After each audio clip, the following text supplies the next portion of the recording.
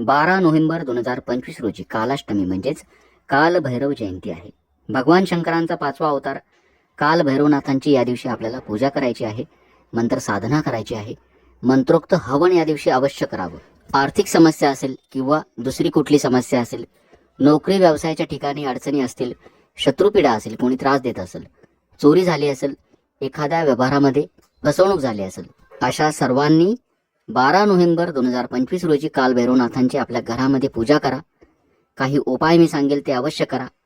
मंत्रोक्त हवन करा, स्तोत्र मंत्र पठण करा. कालभैरव जयंतीच्या दिवशी कालभैरवनाथांची पूजा कशी करायची, मंत्रोक्त हवन कसं करायचं, संपूर्ण हवन विधी मी मंत्रासह दिला आहे. आपण फक्त सूचनांचं पालन करा आणि त्या पद्धतीने हवन करा. तसंच काही उपाय मी सांगितले आहेत ते आपण अवश्य करा, ज्यामुळे आपल्या घरातील वास्तुदोष दूर होतील, ग्रहपीडा असेल ती दूर होईल. या पद्धतीनं पूजा करा. आपल्या शंका असतील मला नक्की विचारा.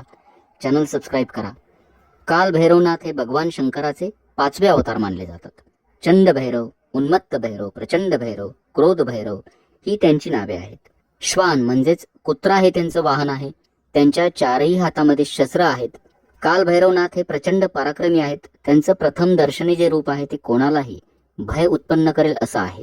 मनोभावे जो कोणी कालभैरवनाथांची सेवा करेल, साधना करेल, पूजा करेल, शत्रुपीडा त्याला कधीच होणार नाही. तसंच बाहेरची बाधा, वाईट शक्तींपासून त्याचं नेहमीच रक्षण होईल. त्यामुळं 12 नोव्हेंबर 2025 रोजी कालाष्टमीच्या दिवशी कालभैरव जयंती आपण साजरी करा. आपल्या घरामध्येच आपण छोटीशी पूजा करावी, काही मंत्र साधना करावी. मी आपल्याला पुढे सांगेल ही पूजा आपल्याला कशी करायची आहे. आणि ज्यांना जमेल त्यांनी हवन देखील करा. प्रथम आपण बघूया या दिवशी पूजा कशी करायची. सकाळी लवकर उठावं. पांढरे वस्त्र असेल अवश्य परिधान करावेत, नसतील नवीन वस्त्र घालावेत. फक्त काळं वस्त्र घालू नका. आपल्या जवळपास कुठेही कालभैरवनाथांचं मंदिर असेल, सकाळी किंवा संध्याकाळी दर्शन अवश्य घ्या. समजा कालभैरवनाथांचं मंदिर नसेल, शिवालय असेल, भगवान शिवाचं मंदिर असेल, त्या ठिकाणी जावं. सकाळी किंवा संध्याकाळी दर्शन घ्यावं आणि दर्शन घेताना काही विशिष्ट वस्तू आपण त्या ठिकाणी अर्पण कराव्यात. अख्खे उडीद सोबत थोडेसे काळे तीळ, थोडासा शेंदूर आणि एक नारळ कालभैरवनाथांच्या चरणी अर्पण करायचा. या वस्तू अर्पण करत असताना ओम श्री कालभैरवाय नमः हा मंत्र म्हणावा. कालभैरवनाथांचं मंदिर जर नसेल, भगवान शंकरांच्या मंदिरामध्ये आपण काळे तीळ, अख्खे उडीद आणि एक नारळ अर्पण करावा. घरी कुठली पूजा करायची, आपल्या घरी देवघरासमोर बसायचं. सकाळी किंवा संध्याकाळी आपल्या घरात शिवलिंग असेल, शिवलिंगावरती या दिवशी अभिषेक अवश्य करावा. म्हणजेच तामणामध्ये शिवलिंग घ्यावं. शिवलिंगाला शुद्ध जलानं, पंचामृतानं, पुन्हा शुद्ध जलानं स्नान घालायचं. शिवलिंगावरती शुद्ध जल वाहत राहायचं. सोबत शिवमहिम्न स्तोत्र किंवा ओम नमः शिवाय हा मंत्र 108 वेळा पठण करा. शिवलिंगाला स्नान घालावं. शिवलिंग स्वच्छ पुसून घ्यायचं आणि पुन्हा आपल्या देवघरामध्ये स्थापित करा. त्याला भस्म लावावं किंवा पांढरगंध लावावं. पांढरी फुले अर्पण करावीत. बेलपान मिळालं अवश्य अर्पण करा. भगवान शिवाचं, कालभैरवनाथांचं स्मरण करून काही स्तोत्र मंत्र आपण पठण करावेत. त्यामध्ये प्रामुख्यानं कालभैरव अष्टक स्तोत्र 11 वेळा जरूर पठण करा. 12 नोव्हेंबर या दिवशी सकाळी करू शकता, संध्याकाळी करू शकता. आपल्या चॅनलवरती 11 वेळा मी पठण केलं आहे. लिंक डिस्क्रिप्शन बॉक्समध्ये मी देतो आपल्याला. सोबत पठण करा. त्यानंतर कालभैरवनाथांचा मंत्र ओम श्री कालभैरवाय नमः हा मंत्र 1 माळ पठण करावा.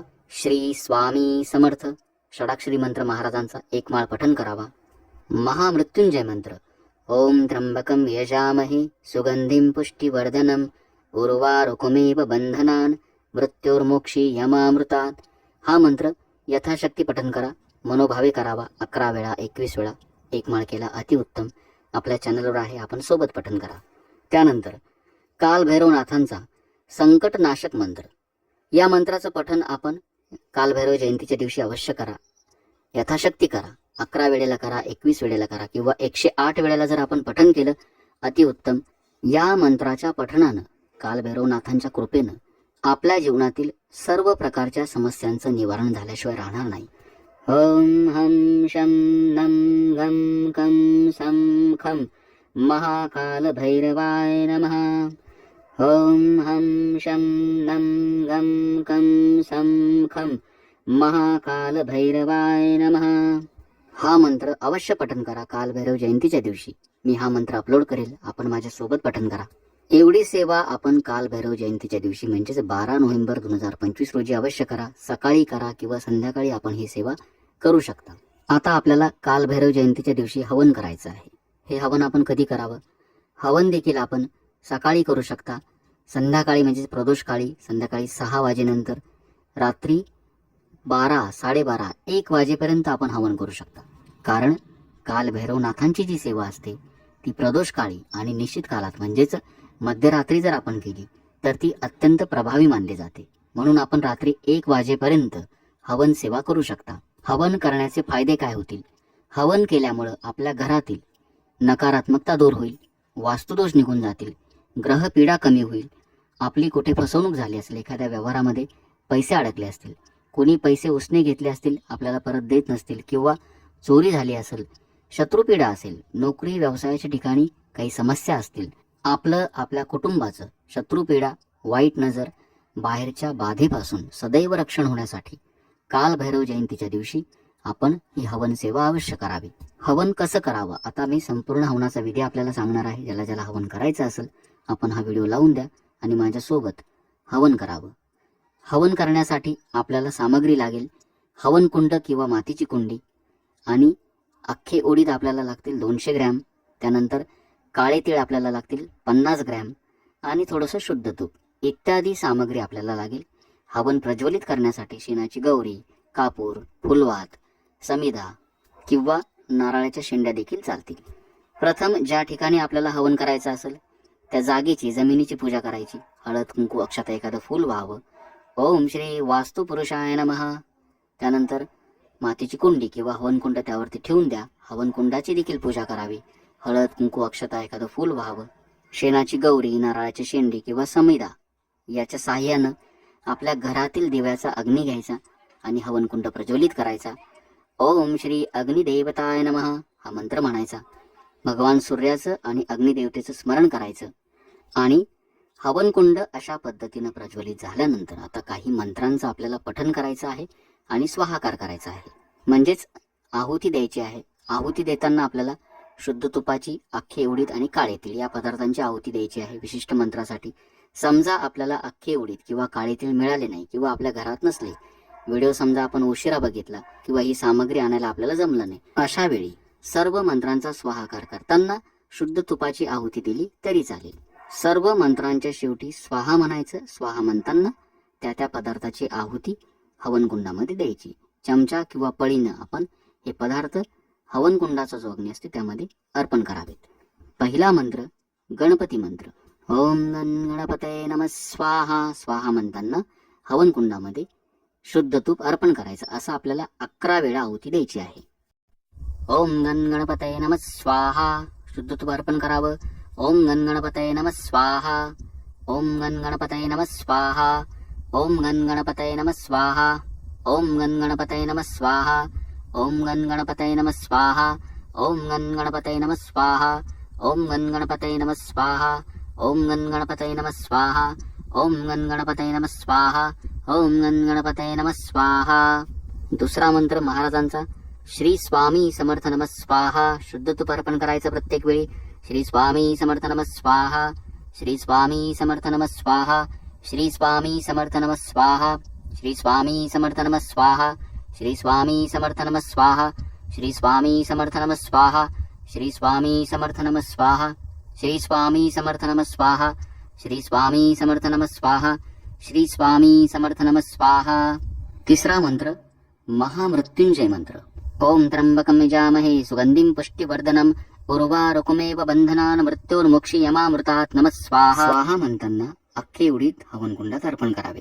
ओम त्र्यंबकं यजामहे सुगंधिं पुष्टिवर्धनम् उर्वारुकमेव बंधनान् मृत्योर्मुक्षीयमामृतात् नमः स्वाहा. ओम त्र्यंबकं यजामहे सुगंधिं पुष्टिवर्धनम् उर्वारुकमेव बंधनान् मृत्योर्मुक्षीयमामृतात् नमः स्वाहा. ओम त्र्यंबकं यजामहे सुगंधिं पुष्टिवर्धनम् उर्वारुकमेव बंधनान् मृत्योर्मुक्षीयमामृतात् नमः स्वाहा. ओम त्र्यंबकं यजामहे सुगंधिं पुष्टिवर्धनम् उर्वारुकमेव बंधनान् मृत्योर्मुक्षीयमामृतात् नमः स्वाहा. ओम त्र्यंबकं यजामहे सुगंधिं पुष्टिवर्धनम् उर्वारुकमेव बंधनान् मृत्योर्मुक्षीयमामृतात् नमः स्वाहा. ओम त्र्यंबकं यजामहे सुगंधिं पुष्टिवर्धनम् उर्वारुकमेव बन्धनान् मृत्योर्मोक्षयमामृतात् नमः स्वाहा। ॐ त्र्यम्बकमिजामहे सुगन्धिं पुष्टिवर्धनम् उर्वारुकमेव बन्धनान् मृत्योर्मोक्षयमामृतात् नमः स्वाहा। ॐ त्र्यम्बकमिजामहे सुगन्धिं पुष्टिवर्धनम् उर्वारुकमेव बन्धनान् मृत्योर्मोक्षयमामृतात् नमः स्वाहा। ॐ त्र्यम्बकमिजामहे सुगन्धिं पुष्टिवर्धनम् उर्वारुकमेव बन्धनान् मृत्योर्मोक्षयमामृतात् नमः स्वाहा। ॐ त्र्यम्बकमिजामहे सुगन्धिं पुष्टिवर्धनम् उर्वारुकमेव बन्धनान् मृत्योर्मोक्षयमामृतात् नमः स्वाहा। यानंतर कालभैरवनाथांचा मंत्र ओम श्री कालभैरवाय नमः स्वाहा।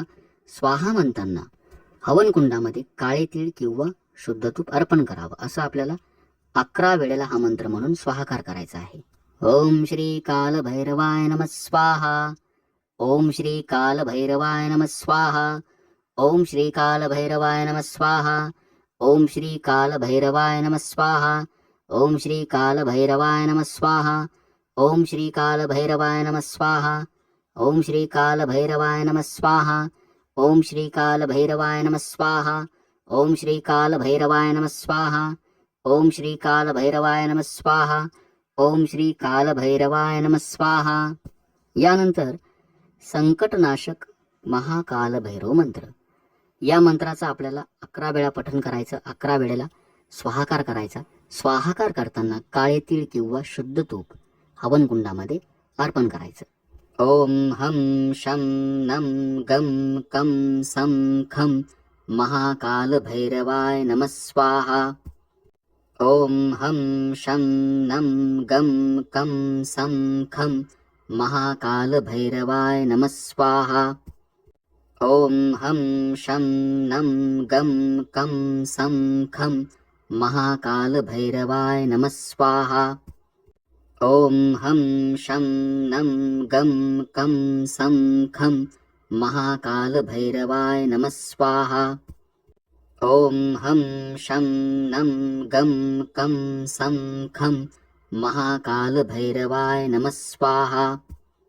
ओम हम शम नम गम कम सम खम महाकाल भैरवाय नमः स्वाहा। ओम हम शम नम गम कम सम खम महाकाल भैरवाय नमः स्वाहा। ओम हम शम नम गम कम सम खम महाकाल भैरवाय नमः स्वाहा।